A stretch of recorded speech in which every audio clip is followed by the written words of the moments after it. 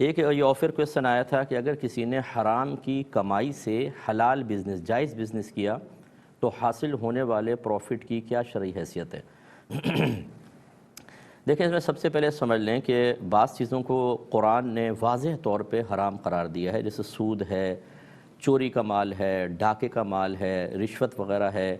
اس کو حرام قطعی کہتے ہیں، جو بالکل واضح آیات سے ثابت ہو۔ اس حرام قطعی سے اگر آپ نے کوئی کاروبار کیا ہے تو پھر تو وہ کاروبار کرنا بھی گناہ اور اس کے پروفٹ بھی صحیح نہیں ہوگا۔ اس سب کو ختم کرنا چاہیے۔ حرام مال کا حکم یہ ہوتا ہے حرام قطعی کا کہ اگر آپ نے حاصل کر لیا ہے تو مالکان کو واپس لوٹانا واجب ہے۔ اگر مالکان کا نہیں پتہ تو بغیر ثواب کی نیت کے صدقہ کر دیں ان مالکان کی طرف سے۔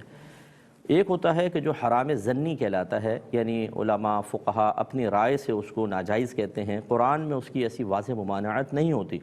اگر اس کے ذریعے کسی نے کاروبار کیا ہے تو اس میں گنجائش نکلے گی، اسے اس سے بھی احتیاط کرنی چاہیے تھی، لیکن اگر اس نے جائز کاروبار کیا ہے تو اس کا نفع اس کے لیے طیب اور حلال ہو سکتا ہے۔ لیکن بہتر یہ ہے کہ علماء سے معلوم کریں، اگر وہ کہتے ہیں یہ حرام ظنی مال تھا تمہارا جس سے تم نے کاروبار کیا، تو اتنا مال آپ اللہ کی راہ میں صدقہ کر دیں بغیر ثواب کی نیت کے، باقی کاروبار آپ کر سکتے ہیں اور اس کا پروفٹ بھی جائز ہوتا ہے۔ اچھا، ایک ایسا ہوتا ہے کہ لوگ اس کو حرام سمجھ لیتے ہیں، حالانکہ وہ حرام ہوتا نہیں ہے۔ مثال کے طور پر آپ بینک سے 5 لاکھ روپے قرضہ لیتے ہیں کاروبار کرنے کے لیے، اور آپ کاروبار کرتے ہیں اور وعدے سود پر ہی لیتے ہیں، اس کا آپ کو پیسہ لوٹانا ہوتا ہے، اور کاروبار بالکل جائز کرتے ہیں آپ۔ یاد رکھیں، اس سے جو بھی نفع ہوگا بالکل طیب اور حلال ہوگا۔ وجہ اس کی یہ ہے، اچھا یہ نہیں ہے کہ میں اس کو جائز کہہ رہا ہوں، آپ کا یہ وعدہ سود پہ قرضہ لینا گناہ تھا، آپ سود جب دیں گے تو گناہ گار ہوں گے، بینک اس پر سود لے گا وہ بھی گناہ گار ہوگا۔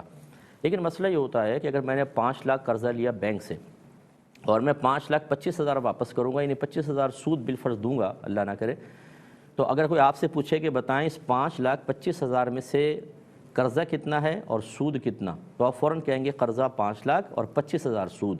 اس کا مطلب ہے جب آپ بینک سے بھی قرضہ لیتے ہیں تو قرضہ اصل میں سود نہیں ہے، اس پر آپ نے سود دینے کو جو وعدہ کیا ہے یہ فعل غلط ہے۔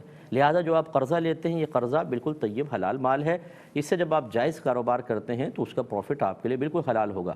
جبکہ عام لوگ یہی کہیں گے آپ نے بینک سے پیسہ لیا وہ تو سود کا پیسہ ہوتا ہے، یا آپ نے سود دینے کا وعدہ کیا ہے تو آپ کا کاروبار حرام، یہ مال حرام۔ یہ مال حرام نہیں ہے، یہ طیب حلال ہے، لیکن آپ نے وعدہ سود پر لیا تھا اس لیے گناہ گار ہے۔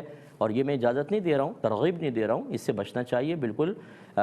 جس طریقے سے سود لینا دینا حرام ہوتا ہے، ایسے ہی وعدہ سود پر کوئی مال لینا یہ بھی گناہ ہے، اس کا ایگریمنٹ سائن کرنا بھی گناہ ہوتا ہے۔ امید ہے کہ آپ تھوڑی سی بات سمجھے ہوں گے۔ یہ کہتے ہیں